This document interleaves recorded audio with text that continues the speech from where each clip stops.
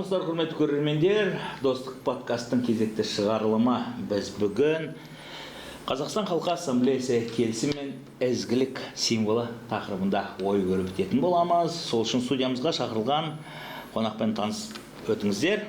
Ол Былина этномәдени бірлестігінің төрағасы Андрей Александрович Кораблев мырза. Студиямызға қош келдіңіз. Рахмет сізге шақыру үшін мен өте қуаныштымын. Я очень рад присутствовать здесь. Благодарю вас за приглашение. Мен орысша рұқсат етіңіз. Менде русский все-таки более мне. Андрей Александрович, сіз қателеспесем, қазақшаны қазір үйреніп жатырсыз, иә? Жақсы. Қазақшамен бірге домбыраны да үйреніп жатырсыз. Я беру уроки уже, стараюсь изучить это направление игры на домбре. Надеюсь, что у меня что-то из этого получится.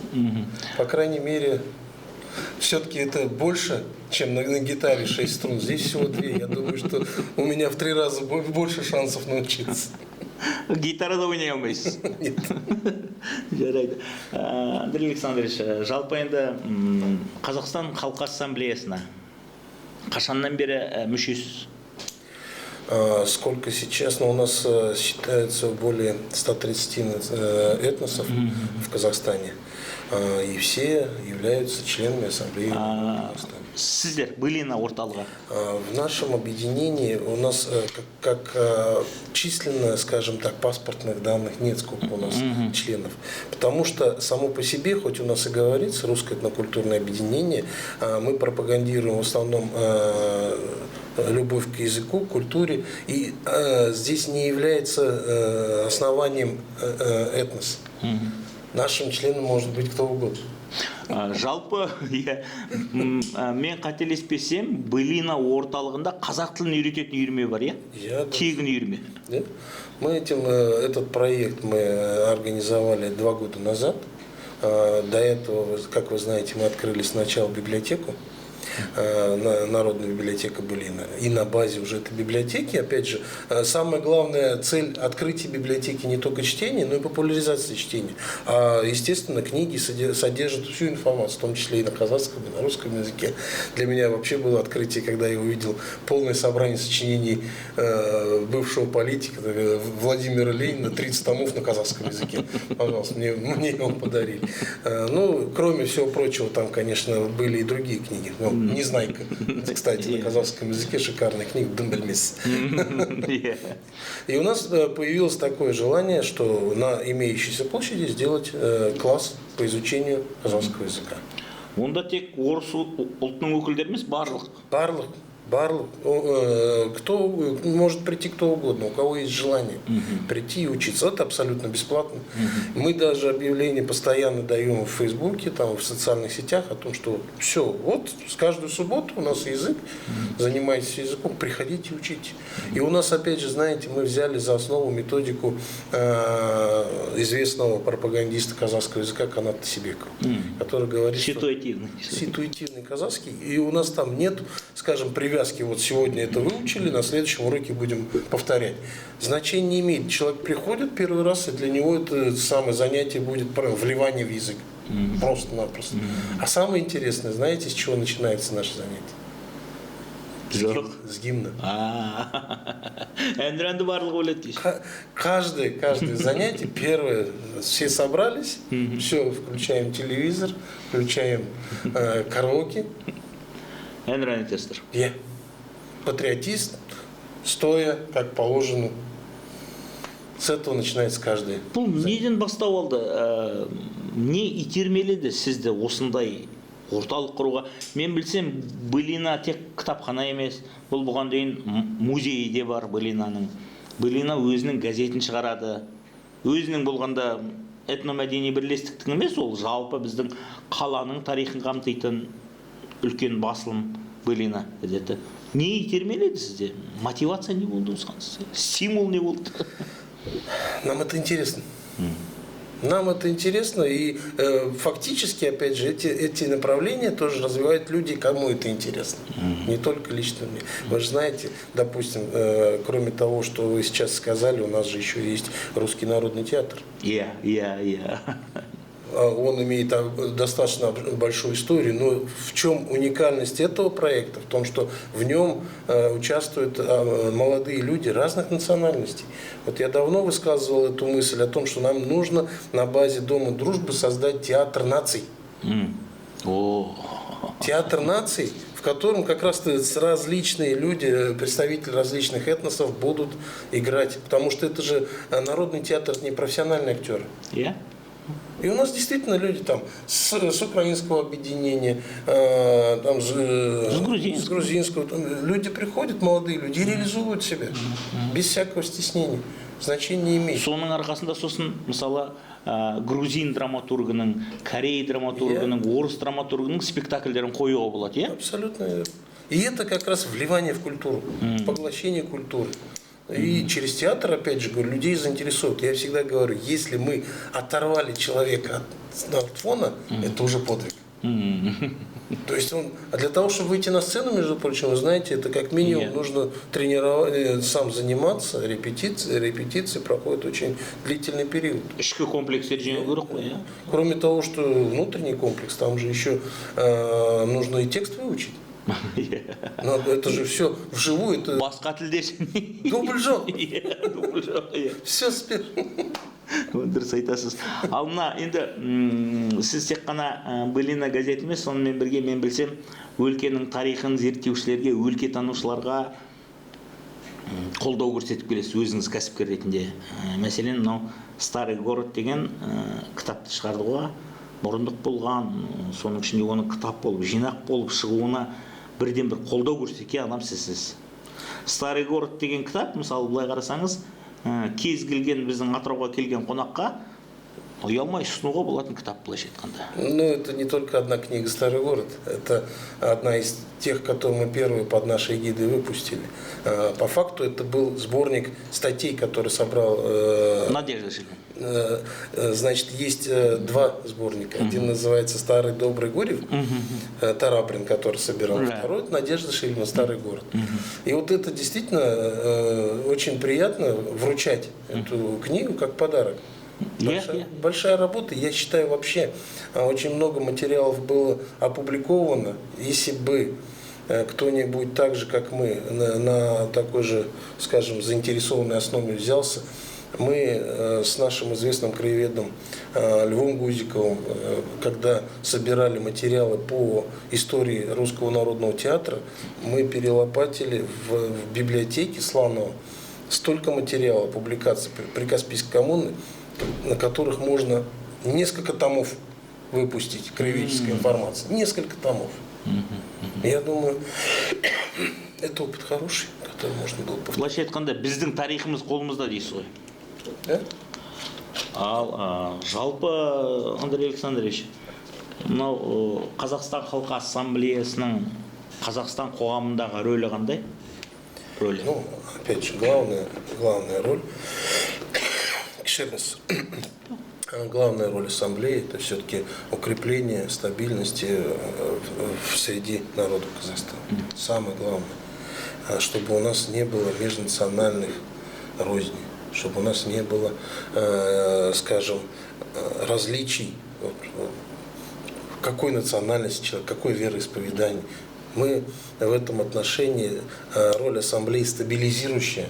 И уникальность этого института в том, что это действует под руководством президента страны. То есть, если в других странах что-то подобное создается, то это, как правило, общественные организации, которые на общественных началах. Но здесь общественные организации, которые координируются через главу нашей страны, через главу государства. И это придает особый статус, особый стимул для работы. И фактически, действительно, мы можем решать вопросы, уполномоченные даже сказать, так, решать вопросы межэтнического характера, если они только появляются. Наша задача именно в том, чтобы заниматься профилактикой такой работы, чтобы не допускать таких. Ал егер орын алған жағдайда дереу қалпына келтіруде. Абсолютно. Осыған дейін осындай күрделі жағдаймен Қазақстан Халқы Ассамблеясы өкілдері бетпе-бет келіп көрді ме? Осындай ұлтаралық, этносаралық, конфессияаралық қақтығыстармен. Ондай болған жоқ қой бізде. Болған жоқ. Здесь, опять же говорю, если ничто не должно разделять людей. Мы, наоборот, ассамблея заинтересованы в том, чтобы найти как можно больше точек соприкосновений. Все, что нас объединяет. И сейчас, вот, опять же, мы начали разговаривать о языке. Главная сейчас задача ассамблеи, опять же, это язык, государственный язык. Глава государства, президент сказал о том, что у нас в Конституции было написано, что казахский язык государственный язык, русский язык межнационального общения. Сейчас у ассамблеи задача стоит о том, чтобы казахский язык стал языком межнационального общения, потому что все нации, фактически русский язык был связующим для всех национальностей, чтобы говорить на нем. Сейчас мы говорим о том, чтобы этим языком стал казахский язык. Чтобы грузин с армянином говорил на казахском языке. Да, в нашей стране. Біздің елімізде біздің елімізде. Басқа жерде өзі білсін дейсіз ғой. Это главная сейчас задача, в том числе и ассамблеи, потому что это объединение как раз-таки этносов, и мы заинтересованы больше всего в этом. Осы ойға келу үшін, осы жоспарға келу үшін, яғни басқа этносаралық тілдің де Қазақстанда қазақ тілі болу үшін, былай қарасаңыз 30 жыл уақыт өтті, иә? Біздің ассамблеяның осындағы үлкен рөлі бар деп ойлаймын. Біз ешкімге негіздеген жоқпыз, біз ешкімді мәжбүрлеген жоқпыз. Не заставляли никого. Иә? Абсолютно. Біз айттық, демократиялық жолмен үйренуге мүмкіндік берейік толықтай. Енді біз барлық тұрғыдан айтып жатырық. Бірге үйренейік деп жатырмыз, дұрыс па? Я считаю вообще, что политика государства очень правильная, в мягком направлении. Здесь не надо заставлять, здесь жизнь сама должна выставлять эту обязанность. Внести свои коррективы. Расширение роли казахского языка, государственного языка в общественной жизни сама введет в эту колею. Если будет повсеместно у нас использоваться только государственный язык, естественно, говорю, он будет больше значения иметь, чем русский. Всего-навсего. Русский он должен оставаться тоже. Никто не умаляет роли, потому что, опять же, мы говорим о том, что русский язык как язык не только, скажем, официальный язык Организации Объединенных Наций. 1 из 6, да? Мировых 1 из 6, да. Опять же, у нас самая протяженная граница. Да, как говорили, Богом данный сосед России, здесь мы, говорю, все равно будем общаться с ними. И, грубо говоря, они не будут учить язык казахский, но мы выучим его. И мы в этом смысле покажем им пример, как это должно быть. В первую очередь. И я считаю, что сейчас как раз-таки молодое поколение его легче осваивает. Я по себе говорю, я казахский язык понимаю, стараюсь говорить. Вопросов не имею. Я почему сейчас говорю на русском, отвечаю только потому, что мне легче сейчас донести нужную мысль. Если бы мы с вами сейчас говорили в простом общении на улице, условно говоря, я бы мог вам объяснить на казахском языке вперемешку с русскими словами все то же самое, что я сейчас говорю. Но мне нужно правильно донести. Әрине, ойыңыз жетпеу үшін емес сізге айтпесе, тұрмыстық деңгейде, былайша айтқанда, бытовой деңгейде біз еркін тіл табысамыз ғой. Енді жаңа ғана есік алдында тұрып тіл табыстық солай. Әбден дұрыс. Оның ішінде біз және сізбен тұрып мынау тарихи мәдени ескерткіштер турасында қазақша айттық. Опять же, это является, я одним из мотивационных тезисов говорю о том, что казахский язык всегда здесь имел особую роль. Мои деды, прадеды знали казахский язык без обучающих школ, без всяких, скажем так, курсов, потому что они в этой среде находились. И мы сейчас возвращаемся именно к этим истокам, потому что мы находимся здесь и общаемся. У меня по линии моей мамы родители депортировали сюда. Мама моя родилась в Досоре. И бабушка знала казахский язык без школы, потому что она работала на предприятии. Она работала в казахскоязычной Бір среде. 2-3 жыл жеткілікті болды дейсіз ғой. Абсолютно. Это несложно. И если сейчас у меня есть определенные проблемы только из-за того, что я, может, в какой-то смысле оправдываю себя, но я действительно немножко загружен работой, чтобы посвятить себя языку. И мне либо надо сейчас вот реально себя ограничить в чем-то и заниматься только языком. Я, в принципе, для себя эту задачу уже ставлю и фактически уверен, что я с этим справлюсь полностью. Иә, өкінішке орай қазір тек қана тіл мәселесі емес, көп мәселеде уақыт жетпей жатады ғой, енді ол ақталу емес. Шынымен айтқанда қазір уақыт жетпейді. Көп нәрсеге уақыт жетпейді. Надо опять отдать должное казахскому народу. Очень терпеливо. Опять же говорю, если я хочу донести мысль, меня все поймут. Иә. Все поймут. Точно так же, как и я понимаю. Сейчас, опять же, надо обратить внимание, что большинство, опять же, говорю, ко мне обращаются на казахском языке. Я отвечаю.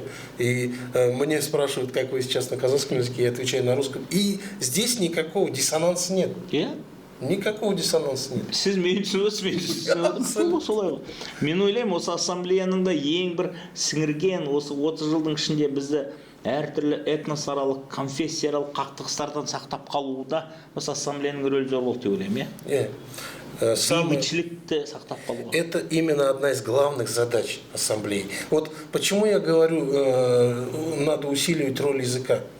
Потому что, опять же, давайте говорить о том, что большинство населения все-таки коренное население казахское. Демографиялық тұрғыдан өсіп келе жатыр, иә. И если мы хотим понимать друг друга, мы говорить должны на одном языке, мы на одной волне должны быть.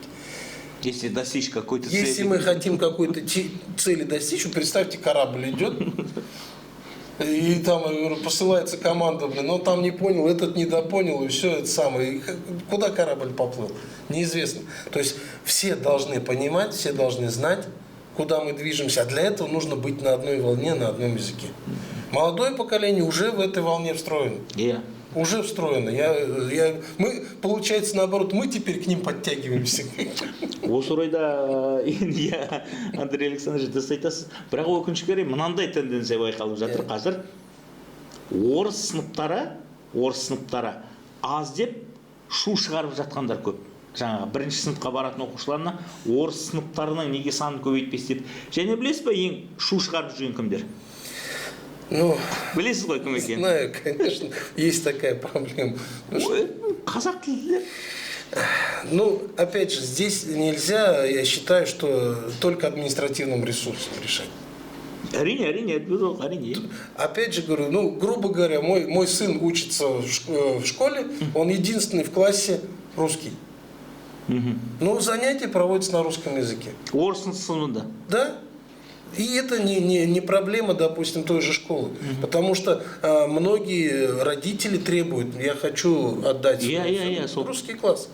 Это, опять же, не я это что-то там влияю на это, правильно? Опять же говорю. Не русское общество. Не русское общество, абсолютно, да.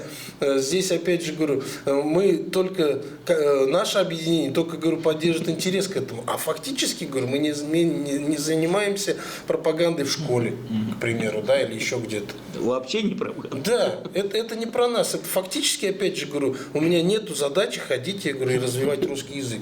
Он у нас, грубо говоря, есть, кому интересно, занимайтесь. Но мы опять же говорим о том, что наш приоритет сейчас изучение казахского языка. Вы знаете русский, молодцы, выучите еще казахский. И будет хорошо. И я, наоборот, считаю, что в школе надо... Вот, кстати, интересно, по этой теме хочу сам привести свое мнение. В прошлом году, помните, был огромный ажиотаж с школами бином. Да. Огромный ажиотаж, все хотели в бином и все хотели в русский класс. Но когда там было занято все места, а были свободные места в казахских классах, и люди пошли и отдали в казахский класс. Спокойно, без проблем. И теперь говорят, слава Богу, хорошо, что не было места, мы наконец-то перешагнули эту проблему для себя. Қалай ойлайсыз, сонда бұл анау ата-аналарының бойындағы комплекс па, өздері кезінде орысша дұрыс сөйлей алмағаннан? Енді неге шаппай бәрі орысшаға береміз деп мысалы? Ну, в этом есть, знаете, я пытаюсь найти как-то параллели. Пытаюсь найти объяснение, да. Знаете, можно взять такую интересную историческую справку. Были такие самые моменты в различных государствах. В Англии, к примеру, в России. В Англии, к примеру, вся интеллигенция говорила на французском языке. А английский язык был языком общения низших слоев. Страты, да. Да, то есть там было расслоение такое, что они на французском как интеллигенция разговаривали. То же самое происходило и в России, когда Россия, самая интеллигенция вся на французском языке говорила, а русский был языков мужиков, мужицкий. Его наоборот к нему обращались так это самое, с невежеством. Даже был такой интересный момент восстания декабристов. Там, по-моему, всего несколько человек знали русский язык, а остальным требовался переводчик, когда их судили. Потому что они его не знали, они все говорили на французском языке. И мне кажется, в какой-то степени мы сейчас переживаем примерно такую же ситуацию. То есть русский язык, он за счет чего стал популярным? За счет того, что у него есть определенный контент. Ведь, опять же, не секрет, социальные сети. Вот русский язык в социальных сетях, опять же, занимает лидирующую позицию в мире. Не только в социальных сетях. Ну, условно, сейчас я про молодежь говорю. Потому, которые книги, вот условно говоря, когда будет книга на казахском языке или на русском, молодежь не возьмет ни ту, ни другую. Он откроет телефон, грубо говоря. Поэтому, опять же, то, что людям интересно. И когда я говорил о расширении роли казахского языка, ему надо больше сегментов занимать, чтобы интерес к нему был еще, допустим, на научном уровне. Ведь, опять же, я вам скажу так, если, допустим, историки уже перешли на государственный язык, то бухгалтерия нет. Бухгалтерия почему-то вся ведется на русском языке. Там, где точные вещи, почему-то я с удивлением тоже это наблюдаю. Так неправильно. Казалось бы, только цифры. Да, всего-навсего. Там, где точные науки, там, где, опять же, говорю, я обращаю внимание и в суде, там, где нужно самое... Кстати, если не ошибаюсь, как-то проводили исследования по законопроектам, которые подаются в Мажилис. И оказалось, что большинство законопроектов тоже составляется на русском языке. То есть мысль излагается сначала так, а потом либо ее переводят, либо подают на том же языке. Я думаю, что даже и мысль излагается. Это, опять же, кто в этом виноват? Мама с папой? Нет, тоже. Тоже нет. Это все от человека зависит. Абсолютно верно. Чем больше мы эту самое будем расширять эту зону влияния, вот так будем называть, зону влияния казахского языка, потому что по-другому нельзя, потому что это национальная сейчас вопрос национальной безопасности. Вопрос национальной безопасности. Если мы сейчас не будем говорить на своем языке, я почему говорю на своем, я уже не идентифицирую, что вот для меня это русский, это оба для меня языка мои. Да. Это оба мои языка, которые один я знаю, другой нахожусь в процессе изучения, и я его выучу. Один родной, другой государственный. Ну, Они обе важные, на одной стоят. Если вы знаете, вот у казахов казахский язык называется анатили. Язык матери. Правильно? И если, опять же, мать тебя выучила на родном языке, на каком ты думаешь, то все равно он для тебя останется родным. Казахский язык, это, опять же, говорю, вспомню одно выражение. Один американец мне сказал, как скучно мне жить, потому что, везде все на английском языке. Мне не интересно что-то учить, когда все для меня есть. Настолько огромная сфера у английского языка. Огромная сфера. Опять же, весь прогресс, вся наука зациклена на английском языке. И это тоже идет продвижение языка. Ведь опять экспансия, независимо, там это страны Азии или что-то, вы посмотрите, китайцы говорят на английском языке, индийцы говорят на языке английском. Все, что сейчас движется, в основном старается. Мне очень понравилось, вот недавно, я как раз это сам тоже озвучу, это вышел трехтомник истории Атырауской области на 3 языках. на казахском, на русском и на английском. Что это? Вот я считаю, это настоящий прорыв. Потому что, опять же, те иностранцы, которые приезжают, ну, для того, чтобы им что-то прочитать, им тоже нужно, чтобы это было подано на их языке. И тут, пожалуйста, вот как со старым городом, здесь такая же картина на английском языке, полностью история нашей области, которую он может просто открыть и прочитать. От первоисточника. Здесь. Абсолютно верно. И я говорю, между прочим, почему вот у меня один из проектов первых именно библиотека было образование. Все в образовании.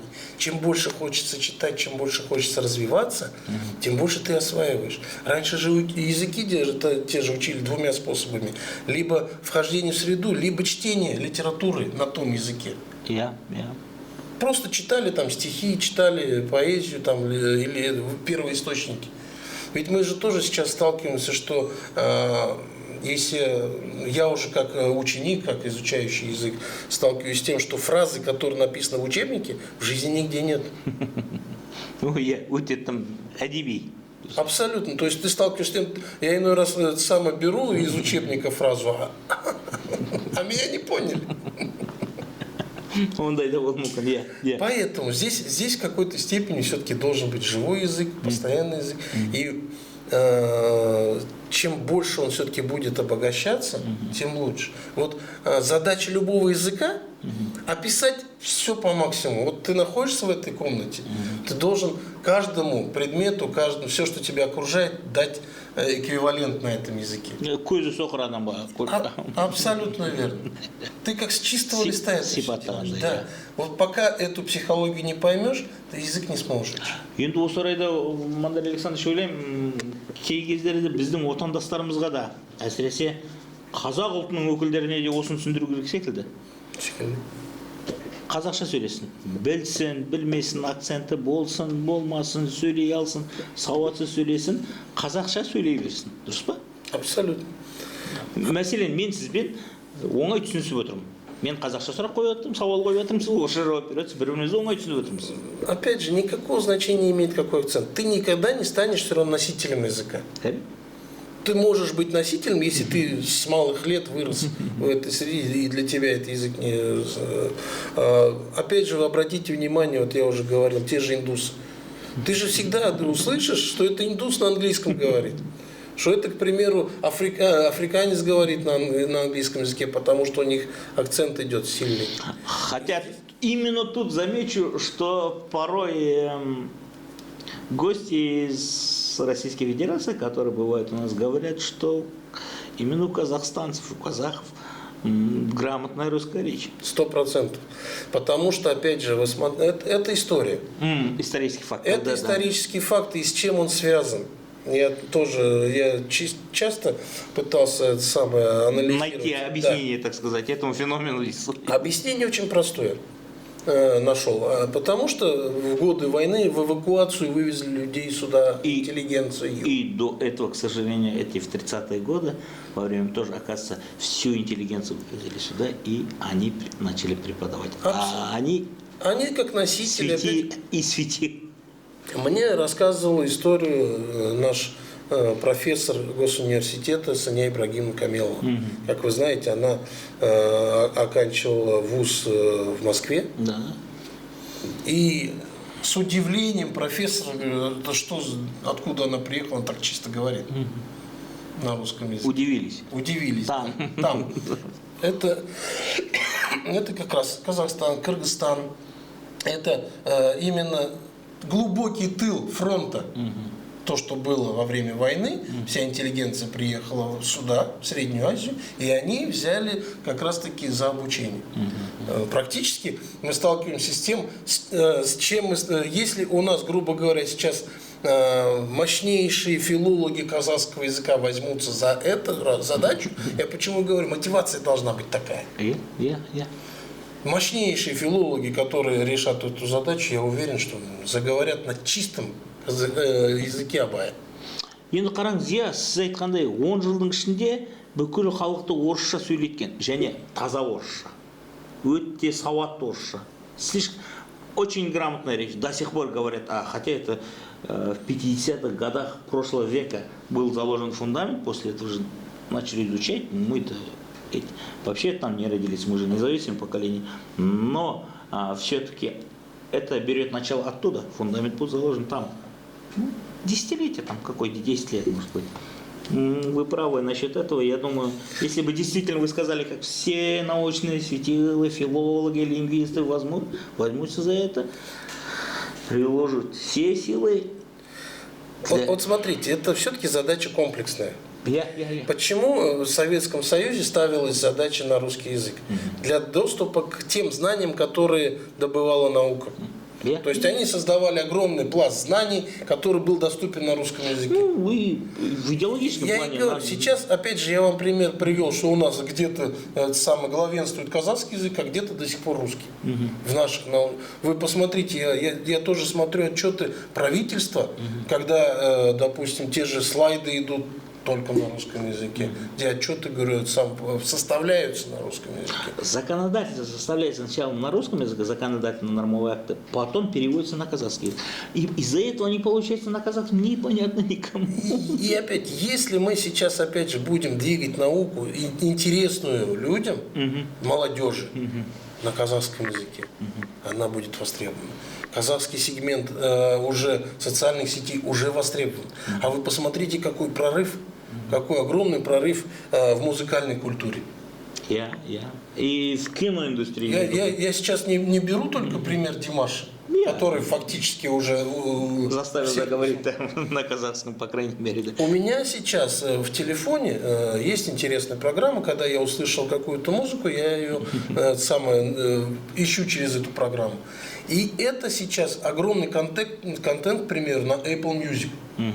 Залитый. То есть, я говорю, причем музыка мирового качества, мирового уровня, я ее хочу слушать, постоянно она у меня в машине находится, я говорю, даже язык воспринимаю через музыку. Искусство, да. То есть я говорю, точно так же говорю, через театр. Я хожу в казахский театр наш драматический. Мне с удовольствием я посмотрел «Бесприданницу» Островского на казахском языке. Вот. Я говорю, не надо мудрить, не надо, говорю, заставлять, иди учи. Когда ты начинаешь воспринимать, ведь язык, вот маленький ребенок ползает. Как он воспринимает язык? Чем? На уровне ощущений, на уровне понятий. Вот я говорю, ты начинаешь сначала его впитывать в себя, а потом уже из себя выдавать эти знания. Только так, только так. Мне сейчас... Насильно мильно будешь ты. Мне кажется, наоборот, нет, насильно тоже можно это сделать, но это, опять же, контрпродуктивно. Контрпродуктивно. Мы же, к сожалению, видим на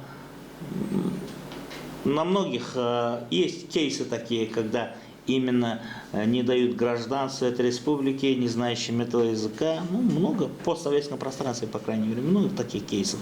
Это, вы говорите, контрпродуктивно, к сожалению. Вы знаете, ведь опять же, это уйдет просто потом, судя по нашей ментальности, уйдет в черный бизнес. Просто-напросто. Потому что этот вопрос не решается. Давайте закроем школы, грубо говоря, на русском языке. Потом начнется, говорю, что в частные школы начнут открывать. Просто. Сейчас мы уже к этому пришли. Сейчас я уже знаю, что многие школы как раз-таки невозможно, допустим, поступить в общеобразовательную, идут в частную школу и там на русском языке получают образование. Это плохо. Это плохо. Это плохо, я говорю, у нас сейчас огромный пробел именно в педагогике, педагогические кадры. Ведь сейчас я всегда считал, что педагогом нужно родиться. Потому что можно быть преподавателем географии и заставить свой предмет так любить, что ты его будешь знать наизусть. Это моя история. Мой преподаватель, как раз таки Юрий Александрович Пастухов, был учителем географии. Сейчас это имя уже на устах. Я сейчас вот буквально смотрел, была экспедиция по следам Пастухова. Краевед, который первый проложил дорогу на Ахталагай, куда люди начали... Туда никто не ездил, он один там ходил, это палеонтологический музей создавал. Вот, это мой учитель, он был учителем географии. Но он заставил свой предмет любить. Точно так же и с языком. Я говорю, у меня самый сотрудник был, который в совершенстве казахский знал. Я говорю, ты выучил где? У нас был вот такой поучитель. Говорит. В школе выучил. И если, опять же говорю, не заставить любить, а показать яркость, красоту языка и привить это желание. Фильмы сейчас какие. Я с удовольствием сейчас хожу в кинотеатр. Вот честно говорю, со своим сыном ходим мы на мультики. Хоть мультик идет на русском языке, но идут субтитры на казахском языке. Он смотрит мультик, а я с удовольствием читаю его.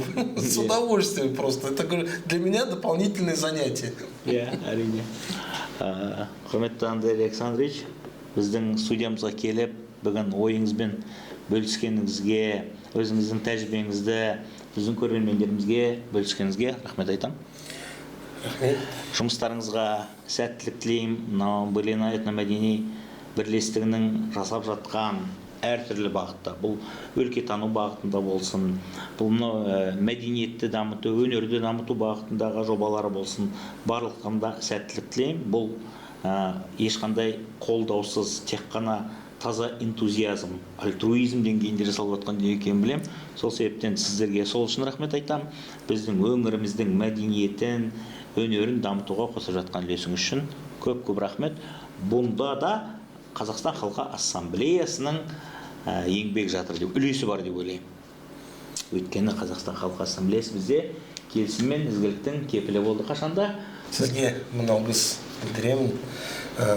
Мне хочется все-таки самые главные слова сказать. Еліміз аман болсын, халқымыз тыныш болсын, чтобы в нашей стране всегда был мир и спокойствие. Рахмет сізге. Көп рахмет. Құрметті достар, Достық подкастың келесі шығарылымда кездескенше сау саламатта болыңыздар.